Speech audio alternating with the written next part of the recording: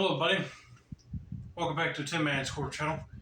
I'm your host, Jeffrey Tin Man Taylor, and today I'm reacting to my third and final Creepy Diaries video for you guys, and this was titled Three Disturbing Caribbean Tour True Horror Stories.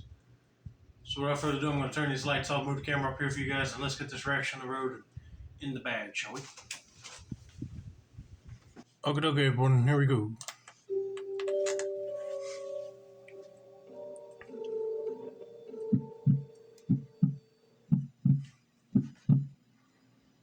My name is Ethan, and I'm 35.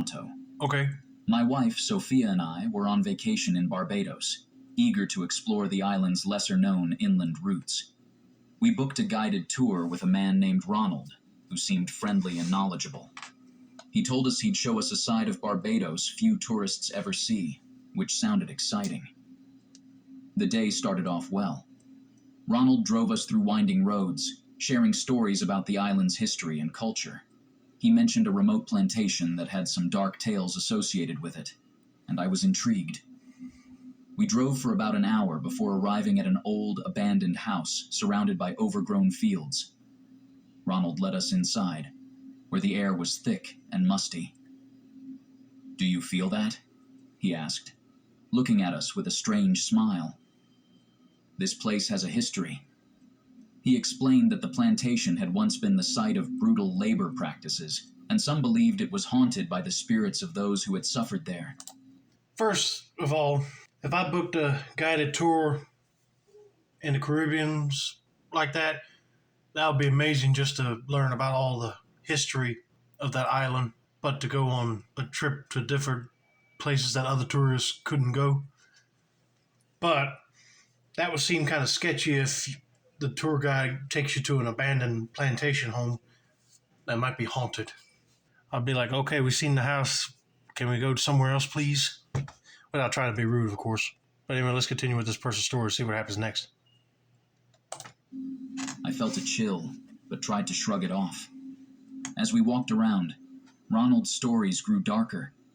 He pointed out marks on the walls and floors, saying they were from past incidents. "Do you believe in ghosts?" he asked. Sophia and I exchanged uneasy glances. "Not really," I replied, though I wasn't so sure anymore.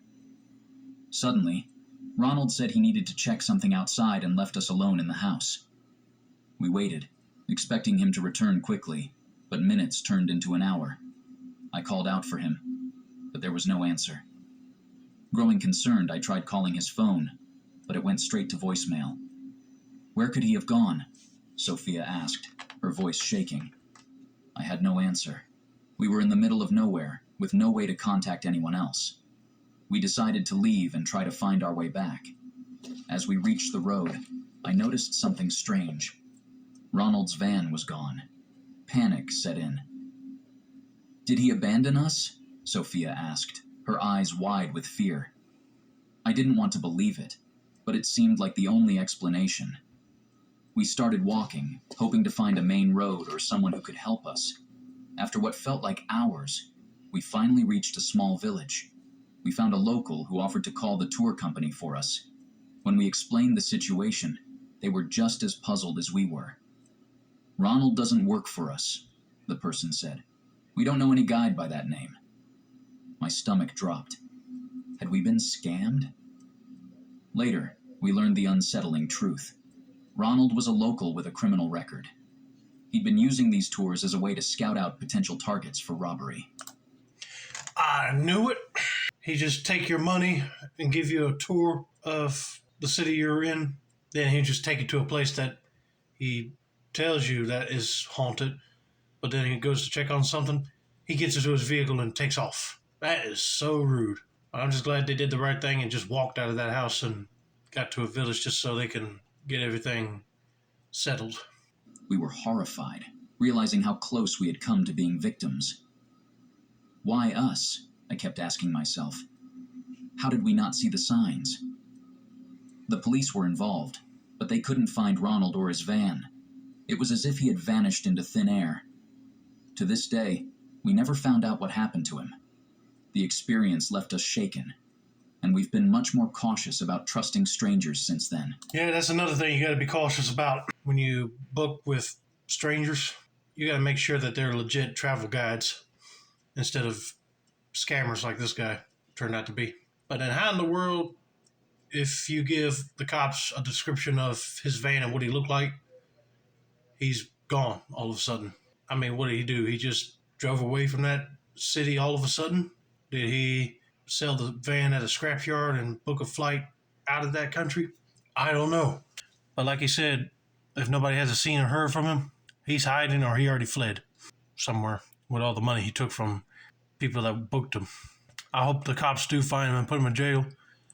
But if not, he's got to be burning in hell when his time comes to leave this earth for doing that on a couple who wanted to look at the sights, not get left in an abandoned place. But anyway, I'm glad they did not get physically hurt by this Rob guy, and they made it out of there back to Toronto all right. Thinking back, I wonder how we missed the warning signs. Did we ignore the unease we felt because we wanted to believe we were safe? Or were we just too trusting? Either way, that day changed us. It was a stark reminder that even in paradise, danger can lurk in the most unexpected places. You got that right.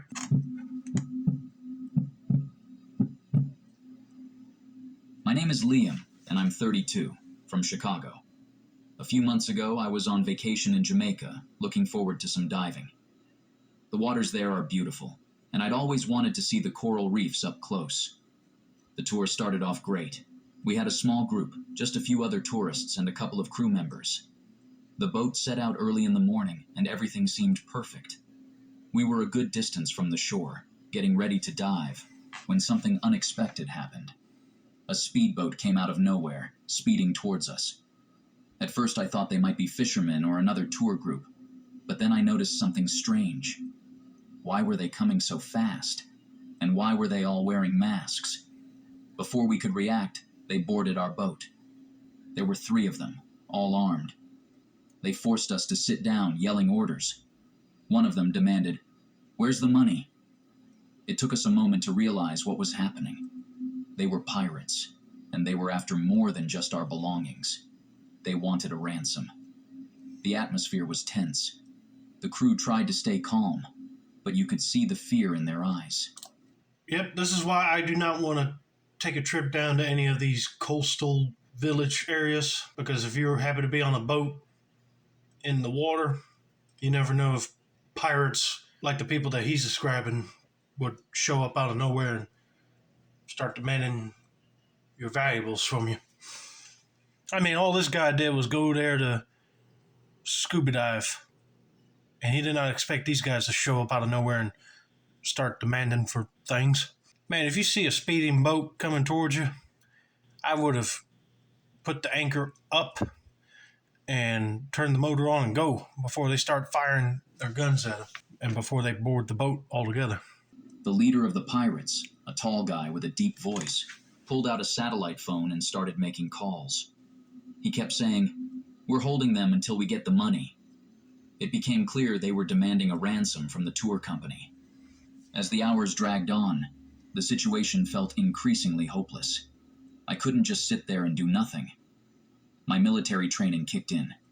I began quietly talking to the other passengers, asking, "Can you help?"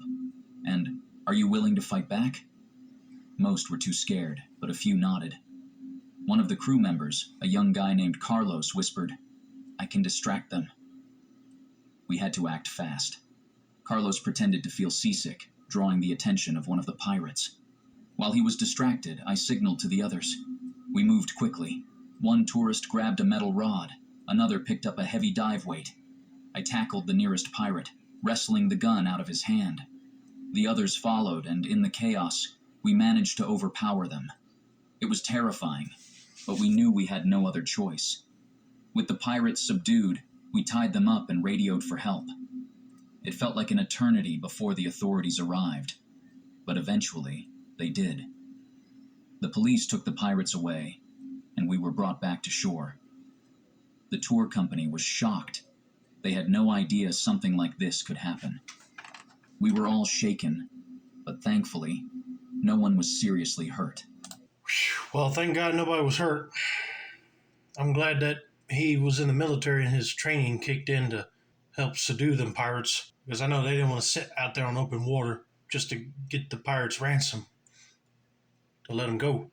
Thankfully, the authorities showed up and took them, but the travel company should always be aware of situations like this, because you never know if you send clients out in open water that something like this might happen. It's always good to come up with a backup plan. Like if the captain of a ship sees some pirates coming near him, he should radio into the travel company to alert the authorities and they can get out there quick before they board the boat. But man, that would be terrifying to bear witness to. Imagine you're just trying to go to a nice place for a vacation and scuba dive, and all this had to go down. I don't know about you guys, but I'll be like, nope, my vacation's done for. I'm packing up and getting out of here now. Afterward, I kept asking myself, how did we let this happen? And could I have done more to prevent it? The experience was a stark reminder of how quickly things can go wrong, even in paradise. It left us all deeply traumatized, and I still have nightmares about that day. Looking back, I'm grateful we were able to take control of the situation, but it's something I wouldn't wish on anyone. It was a terrifying ordeal, and it changed the way I think about safety and travel. You never know what's going to happen, and sometimes you're forced to make tough decisions to protect yourself and others.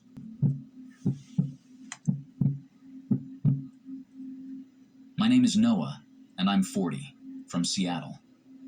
A while ago, I decided to take a trip to Puerto Rico.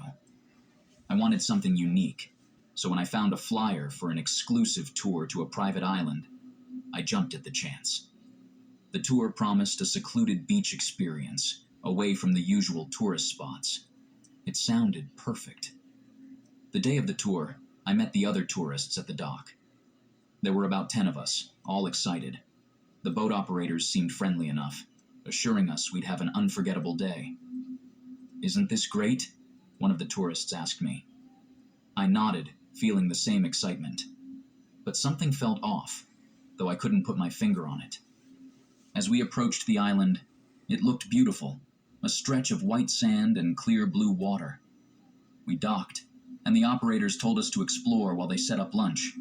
But after an hour or so, one of the tourists noticed the boat was gone. "Where did they go?" someone asked, panic creeping into their voice. We all started looking around, hoping it was just a mistake. But no, the boat was really gone, along with our bags and belongings. It hit us all at once. We'd been scammed. The so-called tour operators had abandoned us on this island and taken everything. "What do we do now?" another tourist asked, looking around helplessly. There was no cell service, no food, and no water. We were stuck. We tried to stay calm, hoping another boat would come by. Hours passed, and the sun began to set. The reality of our situation started to sink in. What if no one comes? I couldn't help but wonder aloud. The island was small, and we could see that there were no other people around. It was eerily quiet, and as night fell, the temperature dropped. We huddled together for warmth, trying to keep our spirits up, but it was hard. Finally, just as we were losing hope, a boat appeared in the distance. We waved frantically, shouting and flashing our phones. The boat came closer, and we breathed a sigh of relief as it approached. The crew on board was shocked to find us there, and quickly took us back to the mainland. We reported the incident to the local authorities, who informed us that this wasn't the first time something like this had happened. Similar scams had been occurring in the area, preying on unsuspecting tourists. "Why didn't we know?" one of the tourists asked, frustration clear in their voice. It was a question we all had, but there were no good answers. In the end, we were safe, but the experience left us shaken. It was a harsh lesson in how easily things can go wrong when you're in an unfamiliar place. We were lucky to be found, but the memory of that day still haunts me. It's a reminder that even in paradise, there are dangers, and you can never be too careful. Oh man, I'm glad there was a boat near that area that night, because if they didn't show up, Who knows if the water would have rose up to where somebody accidentally slipped and fell in the water, or it gets too cold to where they just die on the rocks. And for those people operating the boat that took all their belongings and left them there, they are some sick and twisted individuals that should rot in hell for doing that to some people.